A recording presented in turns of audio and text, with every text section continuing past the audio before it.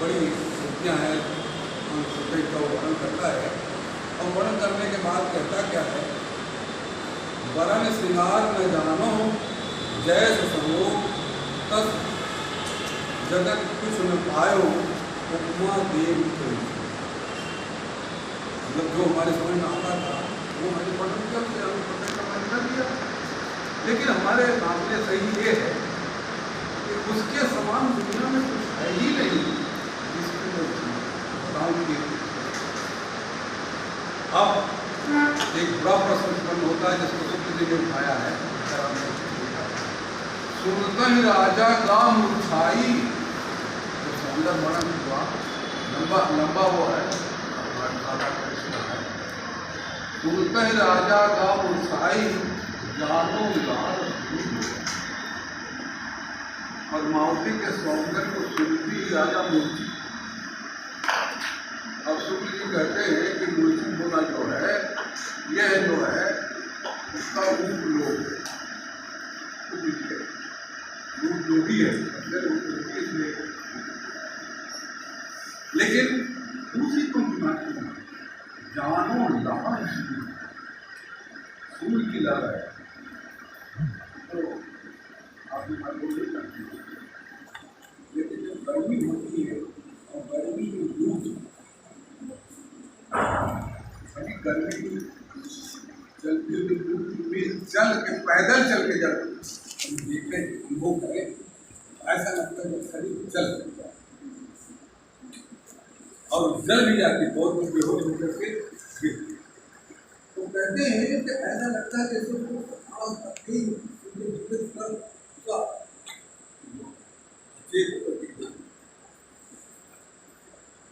और फिर आप पकड़ कहता है क्या,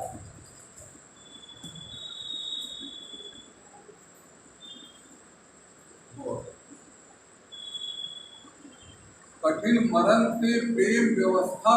तो देखिए ध्यान यही रखिएगा कि प्रेम भी चल रहा है, कठिन मरण से प्रेम व्यवस्था ना जूझे न कसम। प्रेम की व्यवस्था बड़ी विचित्र है, क्योंकि जो प्रेम करता है वो प्रेमी के बिना जीवित नहीं रहना चाहता और मरना भी नहीं चाहता, ना जूझिए न कसम हो। और जब वो जागता है तो कहता है हाँ अमरपुर जहाँ दिया मरण आयो कहाँ। कहता है कि अब तक तो मैं स्वर्ग में मतलब बेहोश था, जब तो स्वर्ग में आनंद ले रहा था, उसका स्वरूप दिखाई पड़ रहा था, उसी में डुबकी लगा रहा था, आनंद के स्वागत में डूब रहा था कि यहाँ मौत के लिए मैं क्यों आ गया, फिर क्यों लौट आया, फिर वहीं क्यों नहीं रहा। और कहता है जो नाही आखिर दशा जग द्वार का। अच्छी बात कहता है, ऐसी कहती कि इस संसार में कोई चीज स्थिर नहीं, ये संसार उजड़ा हुआ है और इस उजड़े हुए संसार में हम रखने की बात, ये विरक्त और अनुरक्त दो चीजें अलग अलग है, और जब तक विरक्त नहीं होगी तब तक अनुरक्त नहीं होगी, और अनुरक्त अगर होगी तो विरक्त नहीं। यह है, एक चीज को छोड़ना पड़ेगा। ये जीवन की चर्या है, जीवन की व्यवस्था है। और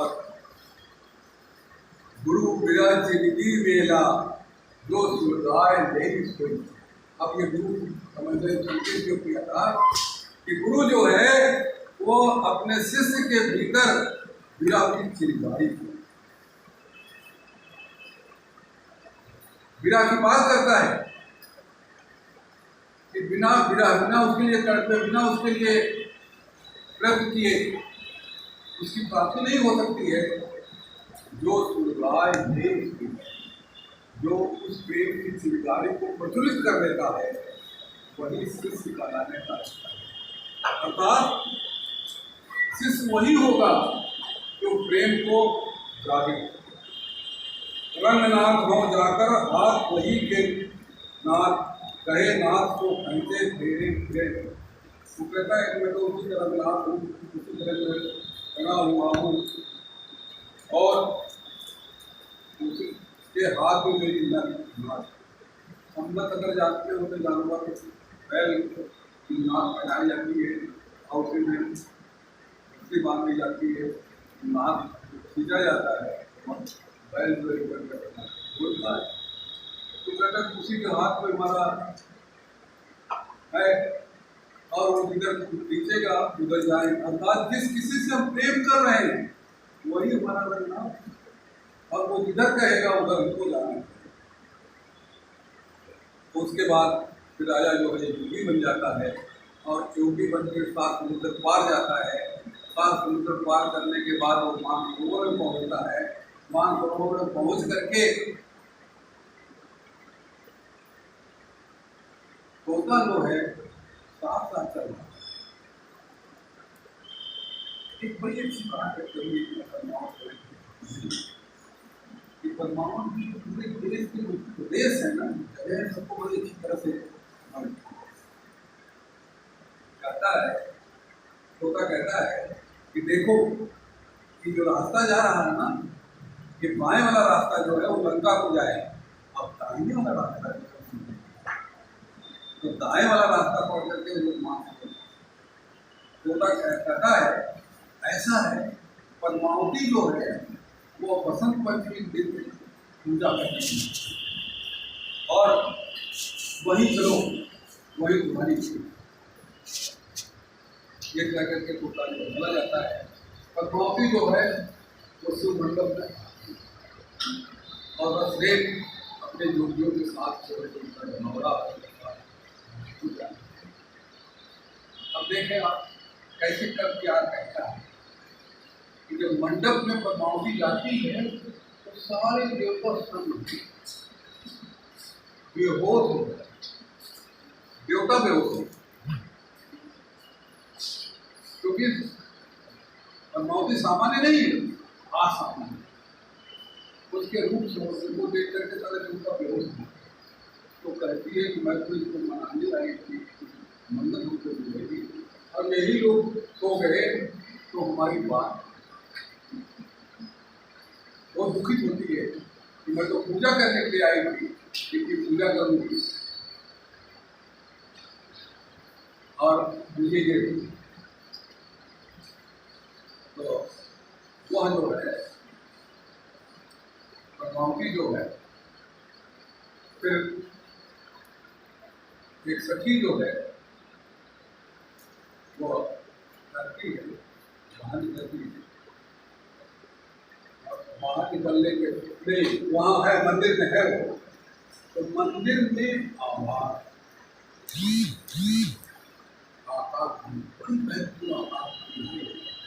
सबके लिए, सबके लिए आकाशवाणी क्या है? मानुष प्रेम भयो वैकुंठी नाहित काज हार।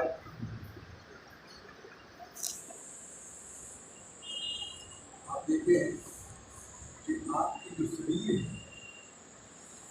आज भी कल की परसों नहीं, जो जल के रात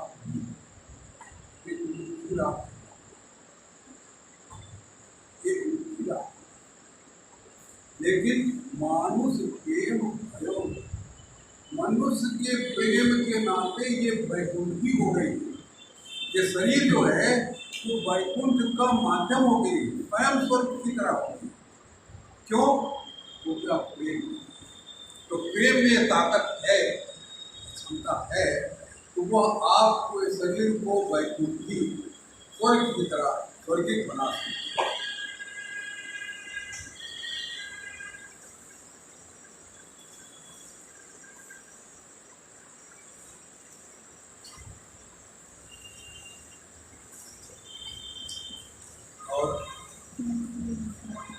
एक बनाओ देते प्रेमय माँ मेरा दर्शा मैं के घर अमृत बना।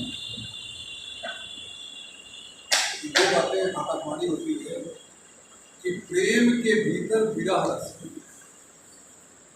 प्रेम के भीतर संयोग रस नहीं है, संयोग सुख नहीं है। जैसे कहते हैं जो लोग सोचते हैं कि प्रेम में जो शारीरिक संयोग है वह सुख का कारण, वो सुख नहीं है। प्रेम ही वहाँ विरह रस रस, प्रेम के भीतर विरह रस भरा हुआ है। आप जितना तड़पेंगे, बिना जितनी तड़पन होगी उतने आनंद मिलेंगे। उदाहरण क्या देते हैं, मैन के घर अमृत मधु, मैन मधुमक्खी, मधुमक्खी का छत्ता। कहते हैं कि मधुमक्खी के छत्ते के भीतर जो मिठास भरी हुई है वही विरह में मिठास। तो प्रिय के लिए अगर तड़पा जाए तो दुख नहीं मिलेगा, सुख आनंद मिलेगा, मिठास। और उसके बाद एक सखी कहती है मनौती से कि देखो जो भी लोग आ गए हैं लड़ाई से, और उसमें एक लखनऊ राजकुमार है, वो मनौती मिलने जाती है। तो जब मिलने जाती है तो रस्ते में मूर्ति गिर पड़ता है, सो जाता है। उसकी सखियाँ जो हैं उसको समझाती हैं, रस्ते को जगाने की कोशिश करती है। कहती है गोरख आय ठाड़ भा कुछ रे चेला नार।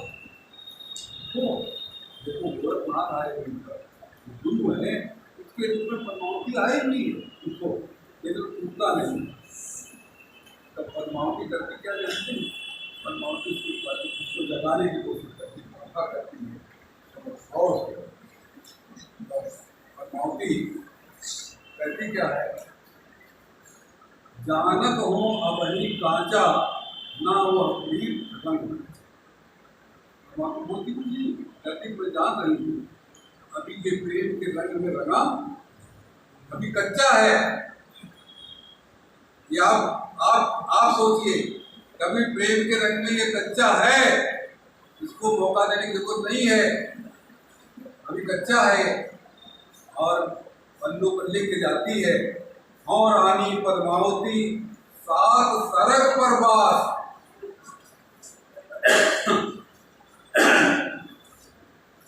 हाथ चढ़ो मैं कोई के प्रथम करे अपना।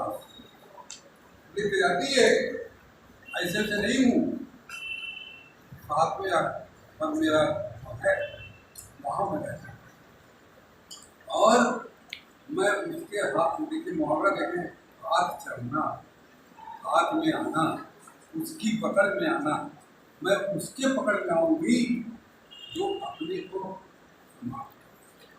करे अपना, जो अपने को नष्ट करे। और पद्मावती चली जाती है, राजा जागता है। राजा जब जागता है तो वो चिता बनाता है और चिता पर जलने की कोशिश करता है। आई भी और मिला भी नहीं, अब हमको मिलेगा भी नहीं, ऐसी स्थिति में मैं मर गया। जब चिता बना के जलने की कोशिश करता है तो एक लोक कथा है, शायद आप जानते हैं, शंकर और पार्वती जो है वो घूमते रहते हैं। दो दिन कहानी सुनिएगा कि शंकर पार्वती जो है विचरण करते हैं। तो शंकर पार्वती विचरण कर रहे थे, पार्वती ने देखा कि नौजवान सुंदर जो है वो सीधा पर बैठा हुआ है। उनके मन में जिज्ञासा पैदा होती क्या बात है, तो पता लगता है कि इसकी बात है। तो एक सुंदर स्त्री का रूप धारण करके सती जो है भारती हुई जो है वो जाती है। तो जब जाती है और अशेर से कहती है कि मैं तुम्हारे लिए आ गई थी, उससे आएगी, अब ये मतलब वो रहे वो उसके लिए तुम्हारे बात कहता है।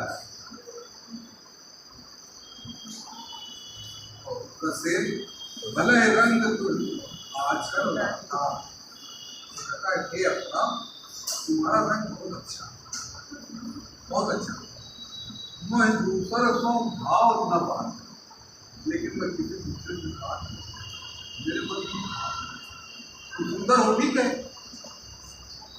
लेकिन तुम्हारी सुंदरता हमारे लिए कोई नहीं। एक बात। दूसरी तरफ ये भी ध्यान दें कि हर व्यक्ति में एक गंध होती है, स्वाद। और मुझे याद आ रहा है उत्तरकांड में गोस्वामी तुलसीदास ने लिखा है कि सुगंध तो धरती में होती है,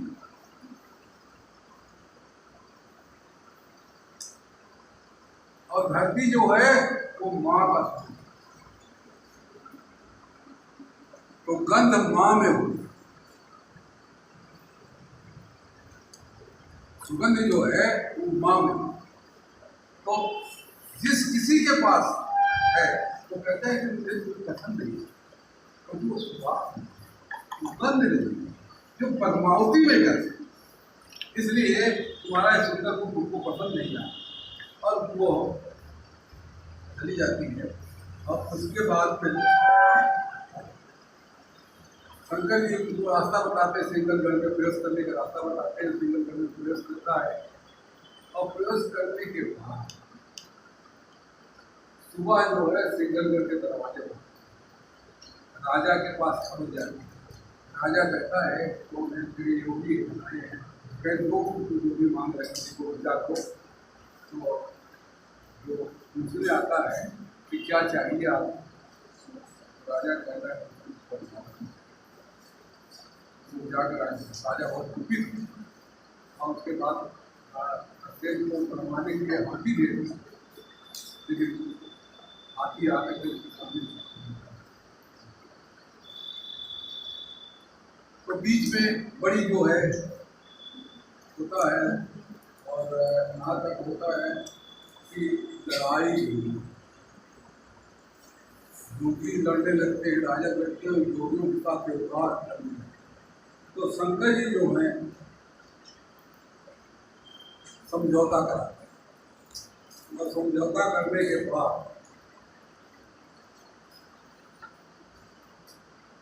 बात बनती है। किसी बीच तोता पद्मावती के पास, और तो पद्मावती जो है रस्से तो देख ली थी, रस्से को देख करके कुछ व्याकुल थी, और वो कहती है कि मैं ऐसे ऐसे हूँ और मेरा मन बड़ा व्यक्त है, मैं क्या मिला है। तो बड़ी महत्वपूर्ण बात कहता है तोता, मीन बसै जल धरती अम्बा बसै आकाश, प्रेम होए दोनों का अंत होए। एक मैं दो साल से कहता हूँ कि बरसों पढ़ाने के बाद भी इस पंथ का अर्थ मेरे समझ नहीं। आप जरा गौर करें, मीन बसै जल धरती अम्बा बसै आकाश, प्रेम होए दोनों का अंत होए। मछली जो है पानी में रहती है, आम आकाश में, मीन बसै जल धरती अम्बा बसै आकाश, आकाश में। अगर दोनों में प्रेम है अंत हो, एक तो दोनों अंत में मिल जाते हैं, अंत की मंत्रा में। लेकिन यह अर्थ जो है बात साफ नहीं है, क्योंकि पढ़ते समय पाठक जब है तो पढ़ना चाहिए, तो आनंद नहीं आता कि करना क्या। जब भी मैं पढ़ाता तभी मेरे मन में तो एक दिन की घटना मैं बताऊँ आपको। मैं घर में बैठा हुआ था, तब तक एक अध्यापक की दूसरी छोटी बेटी थी, वो घर में आई और उसने कहा कि चाची जी कहाँ। मैंने कहा क्या बात है, चाची जी को क्या करोगे। उसने कहा चाचा जी खटाई चाहिए। हमने कहा खटाई क्या करोगे।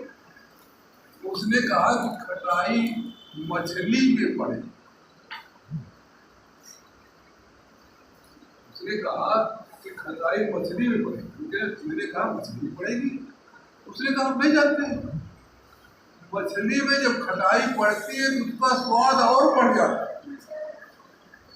अब कहानी यहाँ है, मीन बसाए चलो धरती, मीन मछली है पानी में और वह निकाल करके मारी गई, काटी गई और कढ़ाई में रख दी गई है। और तब तक उसका पी कौन है? अम्बा बसे आकाश में आम है और उसको तोड़ा गया, काटा गया, सुखवाया गया और तब ला करके अब दोनों एक। ये प्रेम है। प्रेम जो है अगर सच्चा प्रेम है तो आपको मिलना ही है, ये गारंटी है। होता कहता है ये तो गारंटेड है, प्रकृति गारंटी दे रही, हमको गारंटी। वीर बसाए चल धरती, अम्बा बसाए आकाश, प्रेम होए दोनों का अंत होए। ये वो कहता है। और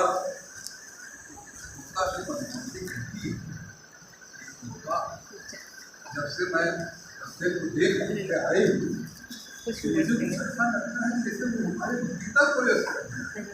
देखिए, प्रेम की पहचान, प्रेम का प्रतीक, जिससे प्रेम होता है तो भीतर कौन करा है कोई पर काया परवेश जो हुई, तब हो तुम रहे न जीवी चातक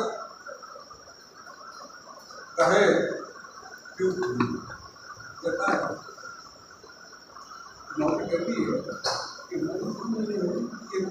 कौन सा कला खेला प्रेम जो है, किस प्रकार का कला कर रहा है, हमको लगता है हमारे भीतर ही प्रवेश करना, हमारे भीतर ही आना, और लगता है कि अब हमारे प्राण रहेंगे नहीं, किंतु बराबर मतलब रस्ते की रट लगाए। अब मैं क्या करूं? और कहती क्या है, वही के घट तुम वह तुम माँ काल कहाँ पावे वह चाह। कहते कहता है ऐसा है जिसको हमने अभी कहा ना कि अमरता की प्राप्ति होती है, तो प्रेम करता है उनसे अमृत की प्राप्ति, वही बात कर रहा है। वही के घट तुम, जो प्रेमी है उसके भीतर आप हैं और आपके भीतर वो, उसके भीतर आप, आपके भीतर वो है। तो मारने के लिए आपके लिए आया और आपके भीतर दूसरा बैठा हुआ, मारने वाला आया तो ऊपर से भेजा गया, भाई इनका प्राण लेकर के आओ। तो जो प्राण लेने वाले के लिए आया, जिसको सामने इनका नाम है, तो देखता क्या है कि इनके भीतर दूसरे लोग बैठे, तो घबरा जाता है। ये तो बैठे दूसरे लोग। प्रेमी जो है, जो प्रेम आप कर रहे हैं, वो प्रेमी आपके भीतर बैठा हुआ है, उसको वो देखने लगता है, तो कहते लगता गलत एड्रेस सही नहीं है, तो वह जो है वापस चला जाता है। अस वह जोगी अमर भा पर काया, इस प्रकार से वो दूसरे के हृदय में, इसीलिए मैंने संकेत किया, ये है जो प्रेम है वो अमरता है। आप दूसरे के हृदय में प्रवेश करते हैं। आवह काल बुरा जितना करे अधिक, और उसके बाद दोनों का विवाह हो जाता है, और विवाह होने के बाद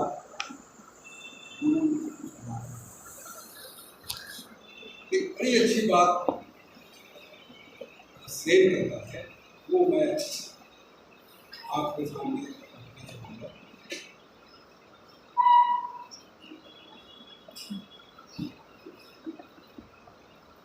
जिसको सोचना चाहिए, समाज को सोचना चाहिए। रूप तुम्हारा सूर्यो असलीका, जब परमावती और असली आमने सामने हो जाते हैं, एक दूसरे से प्रेम करते हैं, तो वो कहता है कि मैंने तुम्हारे सौंदर्य के बारे में सुना क्यों,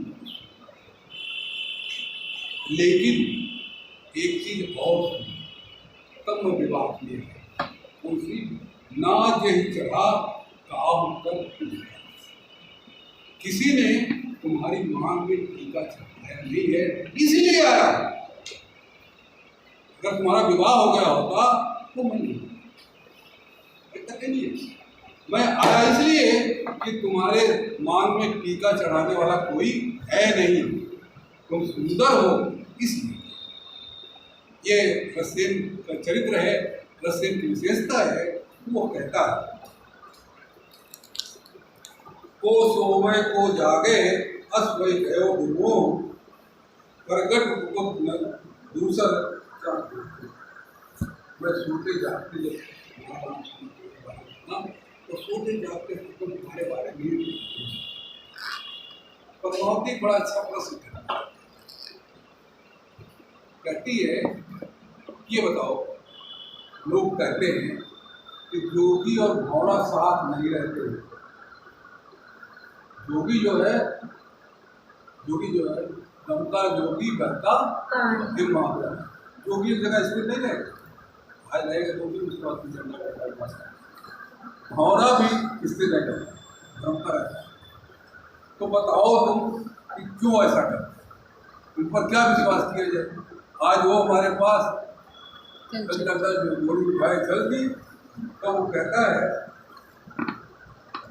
उत्तर देता है सेन, जोगी भंवर फिर रहाई। जोगी भंवर जो है फिर नहीं रहते, बात सही है, स्थिर नहीं रहते, ये सही है, आपकी बात में मान रहा हूँ। लेकिन यही खोजत के मामला ये है कि जिस किसी को खोज कर रहे हैं वो उन्हें मिल नहीं रहा है, इसलिए वो रोकते रहते हैं। और पद्मावती और सिंह का मिलन होता है। मिलन के बाद पद्मावती कहती है, आज मैं जानो सोई जस प्यार क्यों, और आज मुझे कोई हुआ जैसा प्रिय होता है। दुनिया में कोई प्रियतम युक्ति। अब ये विवाह हो गया। विवाह के बाद एक बड़ा महत्वपूर्ण प्रसंग आता है, अभी तो आपको लगता है इतना चार सोचे, लेकिन मैं उसकी चर्चा करूँ तो बात नहीं करूँगा। नागमती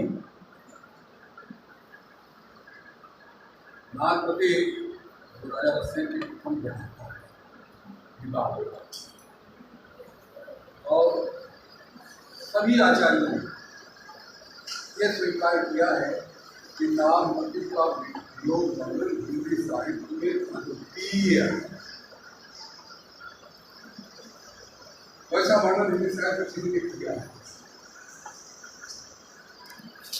मुझको थोड़ी आपत्ति है, आपत्ति सुनाते हैं कि मैं ये कहता हूँ कि नागमती का योग वर्णन अद्वितीय है। योग वर्णन मतलब योग वर्णन की शैली अद्वितीय है, लिखने का ढंग, आने का ढंग अच्छा। लेकिन उससे भी महत्वपूर्ण बात है कि नागमती अद्वितीय है। जिसने यह विधा झेला उस नागमती की प्रशंसा की है। वो भारतीय नारी है जो चुपचाप पद चला गया है और सब कुछ झेल दिया। उस पद जो है नाराज होकर के चला गया है और सब कुछ झेल दिया। नागमती चितौर पथ घेरा,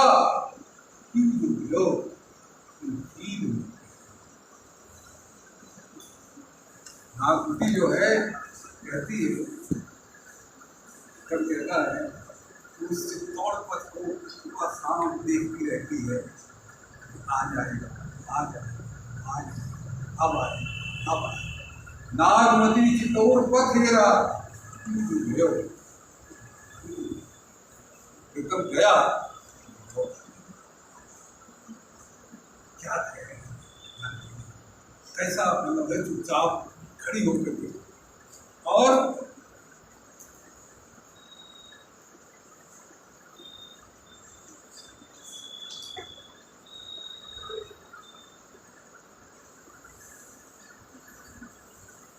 एक साथ एक और चीज मैं संकेत करना चाहता हूँ। वो कहती क्या है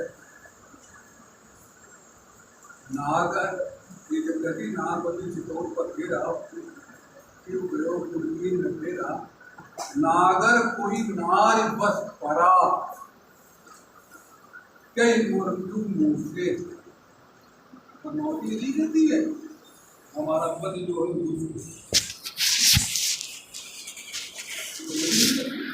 कोई भी भारतीय नारी नहीं करती, कुछ भी हो कभी नहीं, चुप रहती। नागवती कहती है जबकि नागवती को छोड़ करके प्रार्थना करती, सारा कुछ करती, छोड़ के चले जाते हैं, लेकिन उससे कोई गिला नहीं है, बस नहीं गिला है, गिला है उससे कोई नारी है जिसने उसको अपने पद में कर लिया है और वो मेरे पद को आगे नहीं दे रहा है, दुष्ट तो वो है। ये लोग समाज है जिसको जायसी संकेत करते हैं और फिर कभी उसके बाद मालूम चलता है पीऊ वियोग अस बाहुल जीव प्रतिहार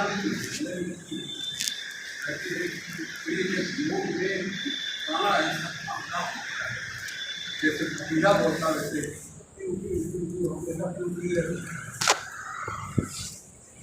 कहती क्या है कि बेगम जो है यहाँ बसंत ऋतु आ रही है, यहाँ हेमंत आ रहा है, यहाँ जाड़ा आ रहा है, सारी ऋतु आ रही है, बसंत